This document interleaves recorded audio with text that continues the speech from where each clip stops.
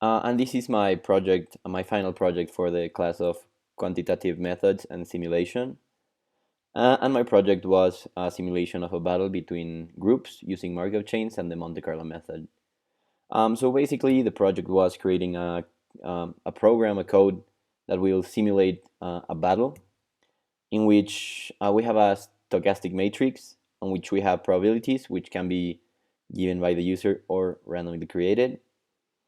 And then we need to make, after having all this information like how many groups, name of groups, probabilities, we do a simulation on which we start um, simulating attacks, and then we start eliminating factions whenever they don't have, or groups whenever they don't have any warriors left, and then we have a winner at the end. Uh, but we do need to readjust all the probabilities after factions start to die. Here we have the code. I'm not going to go into that. You can check out the code. I'm gonna attach the file, but here's how it works. So whenever you start, you can choose to input the number of factions yourself or to have them be randomly generated. So here, let's say we have 3 factions for a small by hand example, and then let's choose to also choose names, sizes, probabilities, all that. So let's say we have the Spartans with a 7 warrior army. We have the Ottomans with a 5-man army, and then we have the Romans with a 8-man army. So then we have to enter the probabilities of Spartans attacking Ottomans and Romans. The idea is that we have a stochastic matrix and we will use Markov chains. So the big idea is that these probabilities need to sum up to 1. And to avoid having issues with getting stuck whenever some two groups will never attack each other or something like that, we always have to have at least a probability of 0.01 on an attack. So there's not any attack can't be 0. So let's say the Spartans hate Ottomans a bit more than Romans, so they have a 70% probability of attacking and Ottomans, and then a 30% on Romans. What this represents is whenever Spartans do attack, the probability of who they will attack, right? That's what it means. Then for Ottomans, let's say they do not really care, so they have 0.5, 0.5. And then at left Romans, a small detail is that code does have validation, so whenever you input an invalid number, it asks for you to put it up again. So let's say Romans do not really care about Spartans, so 0.1 and then 0.9. There's also a validation in case this does not sum up to 1, just to make sure we have a stochastic matrix and we can work correctly. And after we give all the names and all the probabilities, the code executes and we have a file generated with all the with all the simulation that happened. So here we can see the matrix of what we had. For example, Spartans, Ottomans, and Romans, and the probability of attack. We can see that the diagonal is 0 because one faction will not attack itself, and we can see the number of warriors left on each faction. So when we start simulating the battle, we can see that, for example, the Romans were chosen uniformly between the 3 groups, and then they choose to attack the Ottomans. They had a bit more probability to attack them. So Ottomans have 5 warriors, and after that attack, they lose 1, so they have 4. We keep doing this, so Ottomans attack Romans, Romans attack Ottomans. They keep attacking. Then maybe here we see that Spartans were attacked.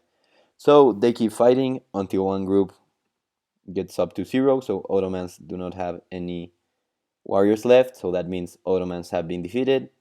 So after that, we do not care anymore about the Ottomans. So we remove them, and then we reconfigure the matrix to just have Spartan and Romans.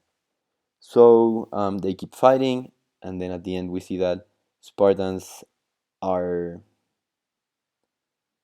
Let's see. Oh, the Romans actually had a really good run, and then the Spartans were defeated. and we have a winning faction, right? So romance is the winner at the end. We can do dissimulation again, just to see that we do have a random distribution. Let's say, okay, 3. So we want to choose. We have the Spartans with, let's choose the same data, 7, Ottomans 5, and then the Romans 8. And then probabilities were 0 0.7, 0 0.3, 0 0.5, 0 0.5, and 0 0.1, and 0 0.9, right? So we can see that if we run that again, we do get another result. So Ottomans did lose again at first, but then we can see that, for example, on this case, Spartans were the ones who won at the end, and not the Romans as before. And this is a 3 by 3, which was the basic case on the project, but this does also work for a lot more. So for example, if we do want to run this again with a bigger number, let's say we want to choose 10 factions, but this does involve an input of a lot of more data. So let's just say that we want to generate it randomly, and we can see that that's done. So we have a 10 by 10 on which we have the Riverman, the Dream Team, Rockies, Squadron Tribe, Men in Black, Big Horns, Mediocre City, Swag Royals, and just all the probabilities were generated randomly, and we have all the also the number of warriors. So we have a bigger simulation, a much bigger simulation. But we can see, like, each time we lose a faction, we do reconfigure the probabilities to keep the rules of a stochastic matrix, right? So always summing up to 1, numbers between 0 and 1, and all that. So we do have like a bigger, much bigger simulation, but we can see at the end that we do get Bighorns as the winner, and we always adjust the matrix as necessary. For example, here we can see that all the probabilities were adjusted after all the losing of the factions. We can do for a smaller number, maybe 4, but with random data.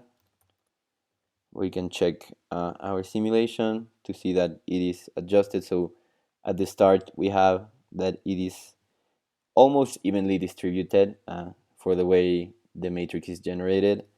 So we do have a bit of more balanced probabilities. But still, we do the simulation and we can see that it is always a random winner.